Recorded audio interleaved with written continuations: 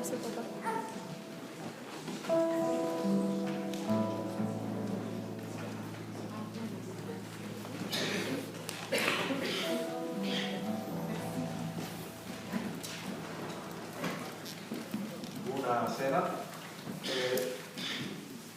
Innanzitutto desideriamo tranquillizzare tutti coloro che hanno assistito al precedente spettacolo, la performance in duo, che fu in lingua siciliana.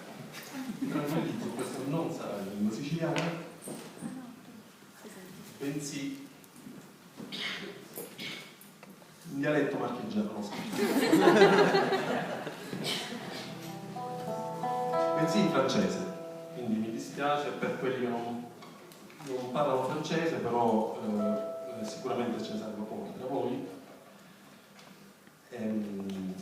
Dunque, cosa facciamo qui? Facciamo una lezione concerto.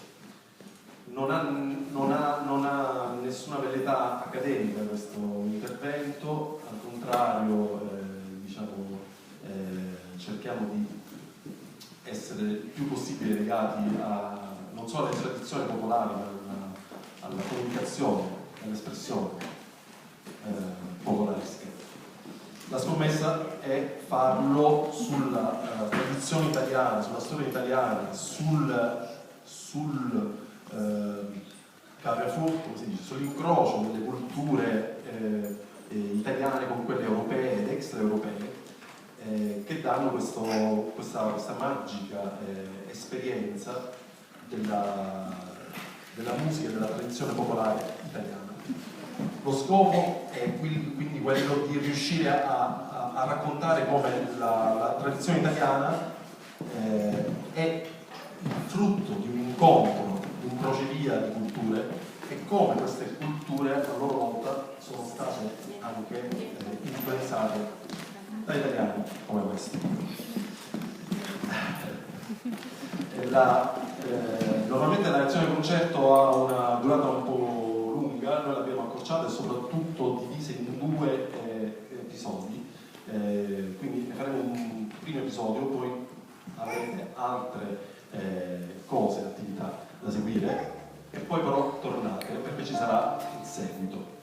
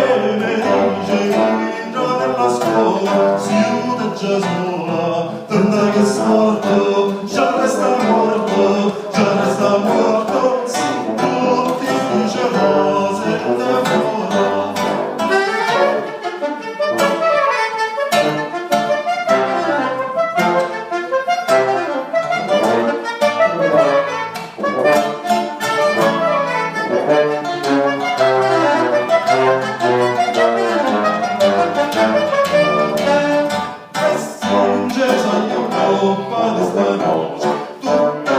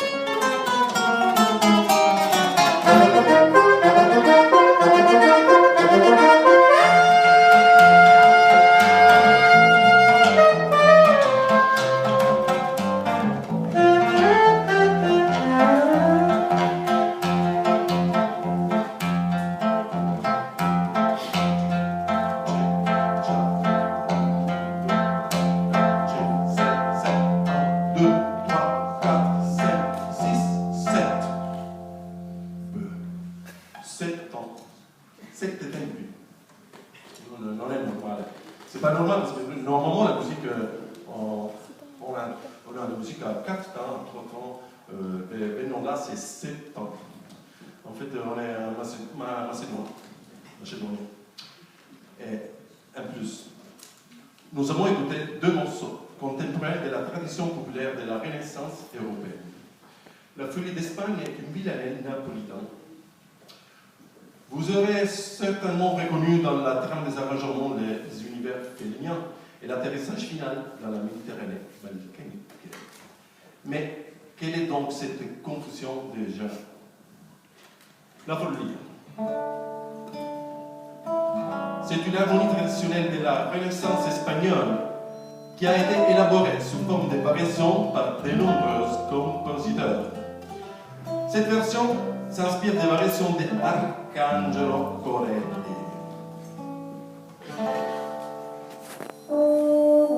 Et l'autre, c'est la villanella de la Renaissance napolitaine, Boccuccia dello Pierzi. En fait, les rues de Naples étaient sillonnées déjà à la Moyen-Âge par des musiciens de rue qui reproduisaient matin et soir les voix et les sons des troubadours et ménestrels. Donc, les plus talentueux étaient invités à se produire à la cour napolitaine. Leurs compositions étaient transmises oralement et souvent transcrites par des musiciens de cour qui les entendaient, devenant source d'inspiration. Ils a modifié les textes et la musique selon la mode et le goût de leurs protecteurs. Cette osmose entre vie des peuples et vie des cours est la première cause de l'originalité et de la richesse particulière de la vie du théâtre et de la musique napolitaine. Les cours de monarchie absolue européens étaient avides de toute manifestation particulièrement artistique qui put les élever ontologiquement au mépris des bourgeoisies italiennes qui entamaient une ascension sociale et économique aussi éluctable qu'inquiétante pour les puissants. C'est pour cela que les monarques voulurent souvent s'entourer des meilleurs musiciens, des meilleurs artistes et d'afficher aussi leur suprématie culturelle avec ténacité. La villanelle ne tarda pas à se diffuser dans les cours étrangères. Mais cette force centrifuge de l'art napolitaine vers l'Europe, cette culture, où trouve-t-elle son origine? De l'Orient, en passant par les Balkans, Gaza, le Maghreb, remontant les côtes de l'Italie et de l'Espagne. Une fièvre créative s'empare des vastes régions qui prendront un jour le nom d'Europe.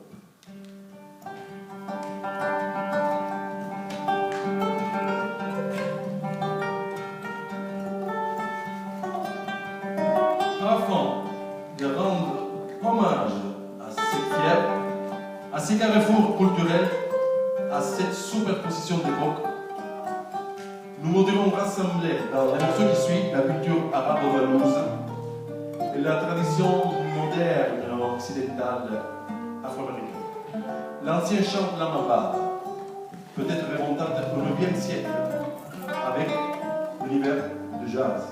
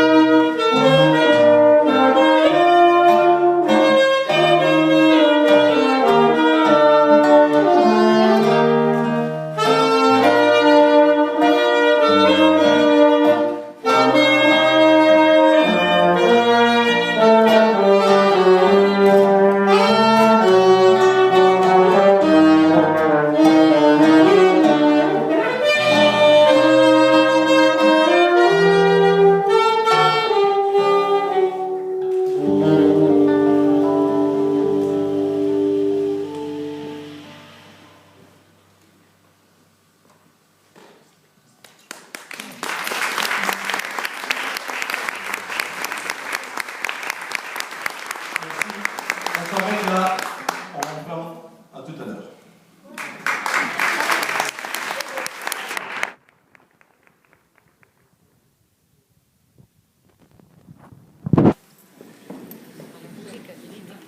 Sì, sì, abbiamo